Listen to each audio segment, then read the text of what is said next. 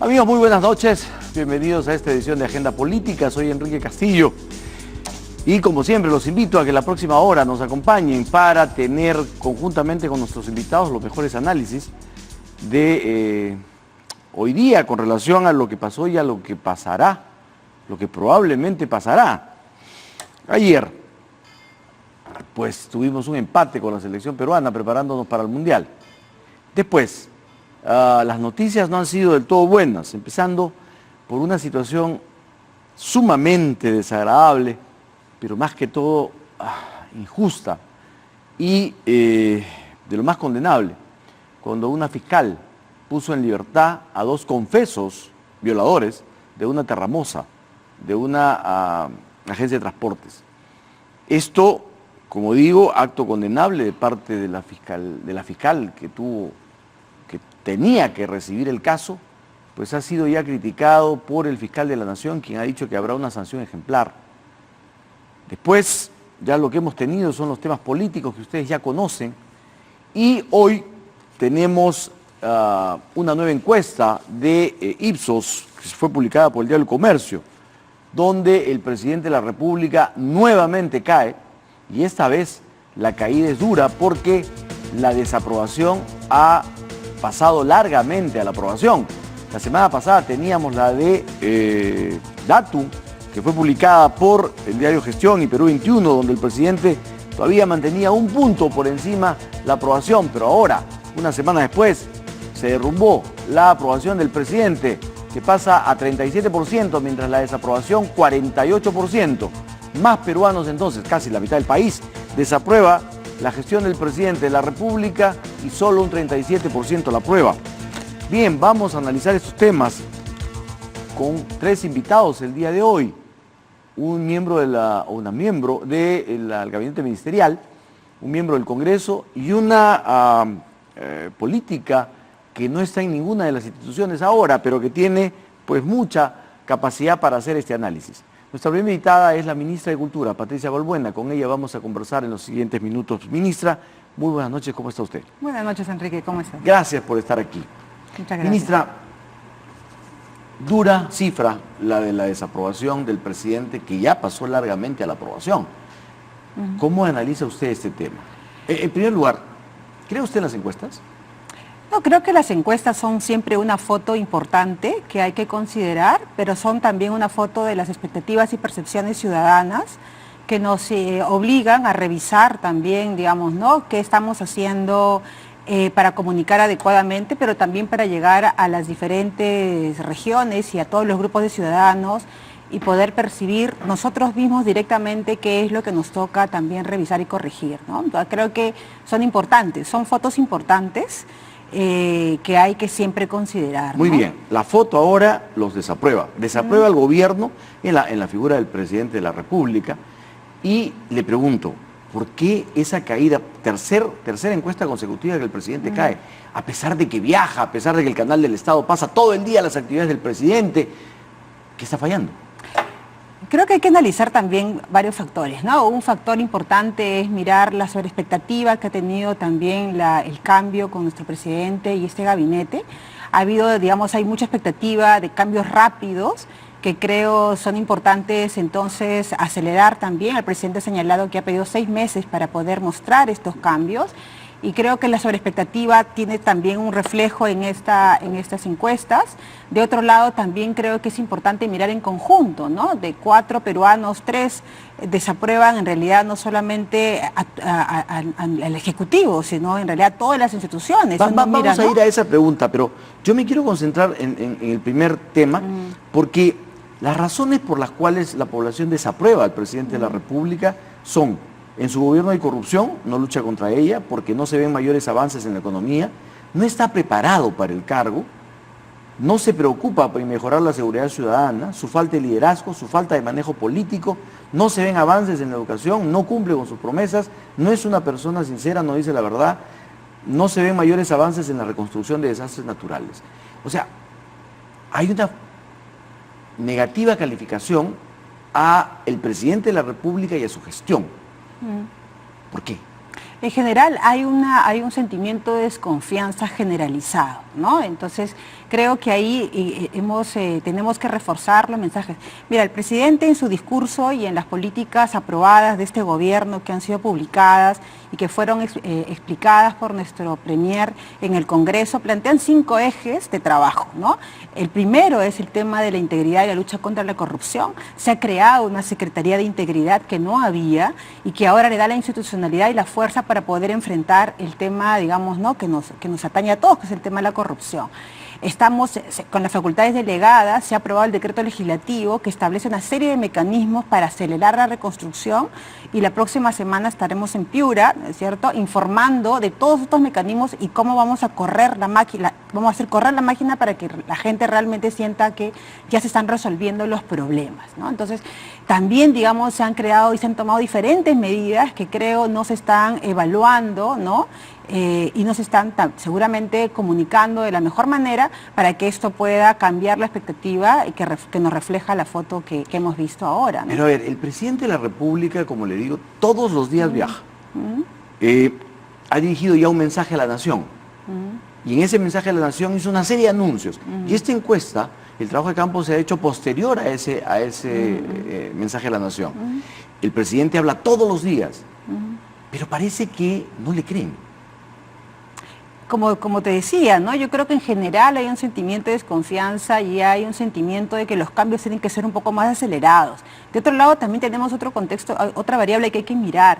Estamos en un proceso también de ya elecciones regionales y locales, tenemos también mucho apuro de nuestras autoridades, los gobiernos subnacionales por cerrar bien sus gestiones, entonces el tema de los proyectos, las obras, ¿no?, que seguramente muchas están en proceso de cierre, tenemos que correr para ayudar a que nuestras autoridades puedan hacer un buen cierre de gestión y se nos vienen entonces nuevas autoridades y esas transiciones, ¿no? Entonces creo que hay muchas variables que considerar. El presidente Vizcarra asume también, digamos, el liderazgo de esta gestión con 3 años, nuestro tiempo es mucho más rápido.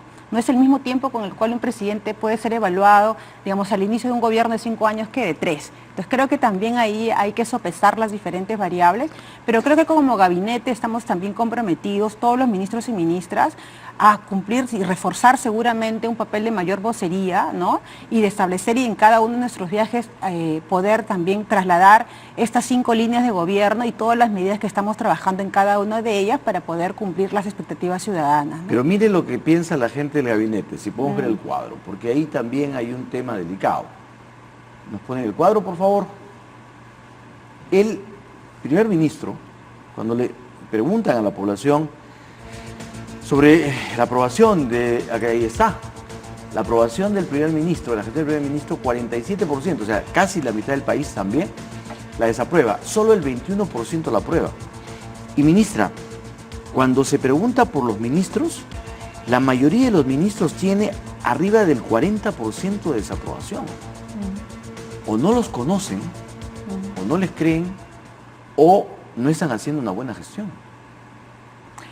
Bueno, como te decía, ¿no? Yo creo que los ministros también estamos, y es en las conversaciones y en el diálogo que tenemos en el Consejo de Ministros con nuestro presidente y nuestro premier, estamos, digamos, tomando las medidas para poder ejercer un rol más activo en la vocería. ¿Evalúan ustedes estas encuestas en el Consejo de Ministros? Evaluamos las medidas que tenemos que tomar para que el ciudadano y ciudadana sienta que este gobierno está trabajando para cambiarle la vida.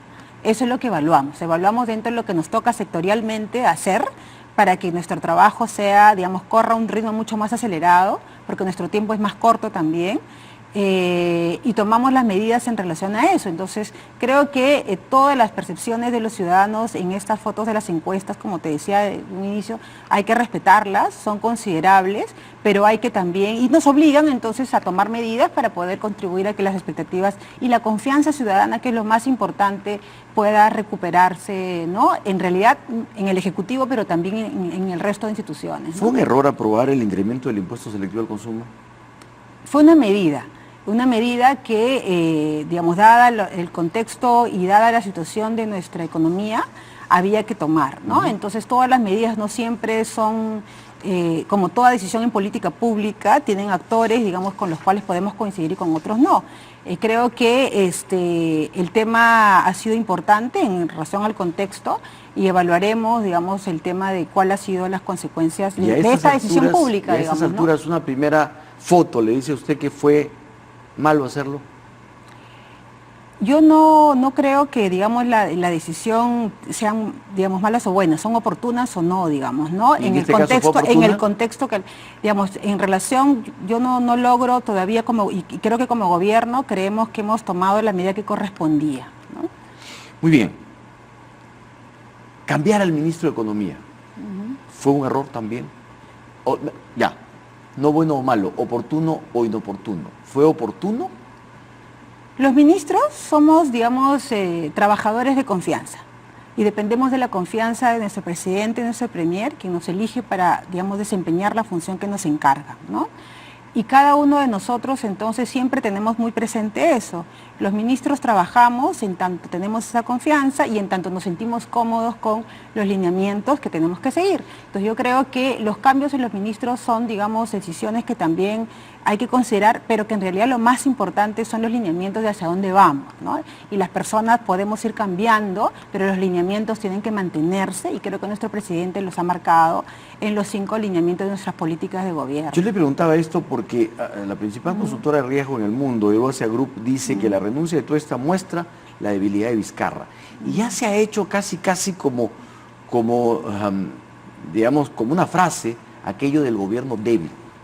¿No es cierto? Incluso se mencionó la palabra pusilánime. ¿Sienten que les falta la fortaleza necesaria? ¿Sienten que les falta, no sé, operadores políticos, que les falta una bancada leal, que les falta? ¿Sienten eso? ¿Se sienten desprotegidos? ¿Se sienten débiles? Nosotros estamos protegidos por la confianza de nuestro presidente y nuestro premier y en la continuidad de las políticas y de lo que tenemos que lograr, ¿no? Eso creo que es lo importante. Creemos que esta lógica, digamos, de la calificación, digamos, que tú has señalado, no nos ayuda tampoco en general, digamos, no solamente al Ejecutivo, sino en general a todas las autoridades políticas, a tener y a volver a recuperar la confianza del ciudadano, ¿no? Tenemos que volver, digamos, a generar cierto optimismo, porque finalmente eso repercute en no solamente la confianza que es importante de todos los actores, los empresarios por un lado, pero también de la gente de la calle, ¿no? Entonces, estos calificativos que se han empezado a generar, lo que hacen, digamos, también son como un círculo, ¿no? Redunda en esta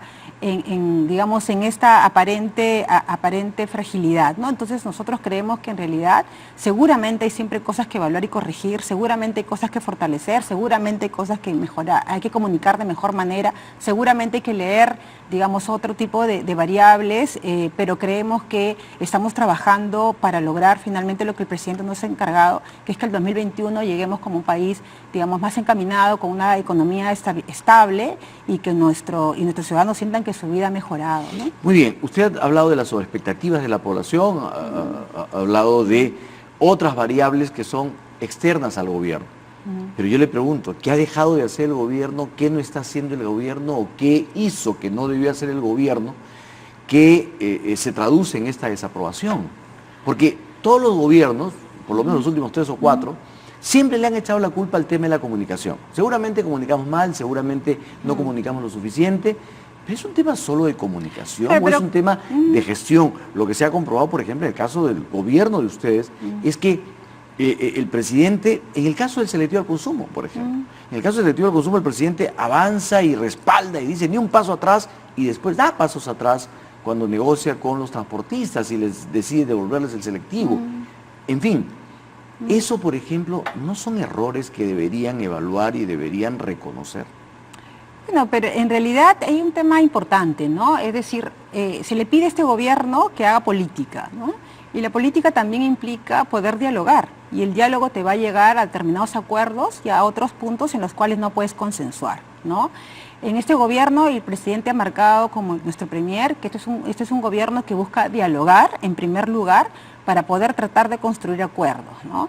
Y si no se logran, digamos, tratar de encontrar siempre en el marco del derecho y el Estado democrático, encontrar respuestas, que es lo que además no solamente el presidente Premier, sino todos los ministros estamos encargados de hacer. Entonces creo que a veces también hay que considerar que parte de hacer política implica en estos procesos de negociación, digamos, aparentemente retroceder un paso, pero significa también poder avanzar otros, ¿no? Entonces creo que en el paro de transportistas, o digamos, en esta negociación para evitar un paro, había que evaluar también el costo del paro de transportes. ¿Cuánto nos cuesta como país la posibilidad de un paro de transporte por día, comparado con, digamos, el costo de la transacción, digamos, que podía implicar el tema de la rebaja, la negociación con el diésel? Tiene usted toda la razón, pero esas evaluaciones no se hacen antes de dar la medida. No, cuando se va a dictar una medida, no se evalúa el impacto que esa medida pudiera tener y entonces tomar la mejor decisión y, como usted ha dicho, la más oportuna. En todas las decisiones públicas siempre hay una serie de factores que hay que revisar, ¿no? Y muchos también pueden ser coyunturales, ¿no? Entonces, creo que se ha tratado de estar, ya había un diálogo con los transportistas, digamos, ¿no? Que no se inició hace unas semanas, y lo que se ha tratado, digamos, de hacer es hacer el mejor control para que no termine perjudicando finalmente la vida de la gente todos los días, ¿no? Entonces creemos que esa es parte de hacer política también, ¿no? Entonces a veces creo también que se trata de calificar, digamos, ¿no? Se nos exige por un lado hacer política, pero el otro lado se exige que los acuerdos no sean acuerdos que muestren debilidad, ¿no? Entonces, cuando en realidad pueden ser signos de concertación y de lograr ciertos consensos en relación a objetivos mayores, ¿no? Claro, pero como le digo, quizás sería bueno que esos diálogos fueran antes, que las consultas, que todo lo que significa, digamos, los antecedentes para dictar la medida se hiciera antes y no después. Ahora sí entremos al desprestigio institucional, porque efectivamente el gobierno, Congreso, Poder Judicial, Fiscalía, todos están por encima del 65%. El Congreso tiene 79% de desaprobación, el Poder Judicial 73%, el gobierno 63% y la Fiscalía de la Nación 65%. ¿Cuál es su reflexión? Bueno, en realidad, que como te decía, ¿no? De las encuestas uno refleja que de 4 peruanos, 3 no creen en ninguna de las instituciones, en nuestro sistema político, en nuestro sistema de representación. Pero en realidad también estamos pasando esto en Perú, pero también tenemos situaciones como por ejemplo la de España, ¿no? El gobierno de España, o sea, en Italia, digamos. Es decir, hay, digamos, todo un tema que nos obliga a repensar nuestra democracia representativa en los sistemas políticos, nuestros sistemas de partidos. Entonces creo que, por ejemplo, también las encuestas reflejan hasta el tema de los posibles candidatos para las próximas elecciones. También todos salen desaprobados, ¿no? Entonces creo que en realidad estamos ante un problema general del sistema que hay que revisar y que creo que nos obliga entonces también, por ejemplo, a mirar cómo fortalecemos nuestro sistema democrático y nuestro sistema que permita recuperar la confianza ciudadana, porque si no, no hay autoridad, digamos, que se salve de esta permanente desaprobación que tú reflejas en estas encuestas, pero que tiene que ver con causas mayores, ¿no? En lo de la desaprobación de líderes tiene usted razón, todos salen desaprobados. Desde Alan García con 84, Kenji con 77, Keiko Fujimori con 75, César Acuña con 67, Verónica Mendoza con 62, sí. Barrenechea con 52 y Julio Guzmán, sin hacer nada, ya tiene 49% de desaprobación, o sea, la mitad del país lo desaprueba. Pero en fin, ¿se siente usted orgullosa del Congreso, como dijo el presidente del Consejo de Ministros? ¿Siente que tenemos el Congreso que merecemos? Creo que nosotros, digamos, hemos elegido en nuestro modelo democrático, ¿no?, a nuestros representantes ante el Congreso. Creo que ahí, digamos, nosotros tenemos las autoridades a las que hemos elegido en el sistema democrático, que seguramente es imperfecto, pero hay que fortalecerlo. Y creo que en realidad lo que nos llama a la reflexión es, bueno, tenemos que tener criterios como ciudadanos para poder fortalecer a través de nuestro voto, digamos, ¿no?, quienes nos representan, ¿no? Entonces, si cada uno puede evaluar ya personalmente cómo se siente representado por cada uno de nuestros congresistas. Creo yo que, digamos, también el Congreso, como todos, tienen que revisar como autoridades políticas, ¿no?, cuál es el desempeño y mirar, así como nosotros como Ejecutivo revisamos, digamos, ¿no?, y miramos qué tenemos que corregir. Creo que también el Congreso tiene esa tarea y seguramente, digamos, es lo que están haciendo, ¿no? ¿Qué opina usted de la suspensión de Kenji Fujimori? Bueno, en realidad ha habido todo un proceso en el propio Congreso, digamos, ¿no? A partir de un debate intenso, creo que ahí el Congreso ha utilizado los mecanismos que tienen, digamos, su propio procedimiento, ¿no? Que fue corregido en la segunda sesión, pero creo que, digamos, ahí había, y le toca ya al sistema de justicia evaluar qué tipo de figura cabe, ¿no? Ministra, usted conforma una comisión, o Sí. forma parte de una comisión enorme, casi asambleística, ¿no es cierto?, entre ministros y autoridades que tienen que ver el tema de violencia contra la mujer. Sí. Una comisión que para muchos es redundante a las que ya hemos tenido y que no va a tener, digamos, mucho éxito si no tiene el presupuesto ni la decisión política para caminar. Pero en esa condición, de miembro de esta comisión, le pregunto, ¿qué opina usted de este último caso en donde una fiscal que debía estar llamada a investigar rechaza el caso y pone en libertad a confesos violadores?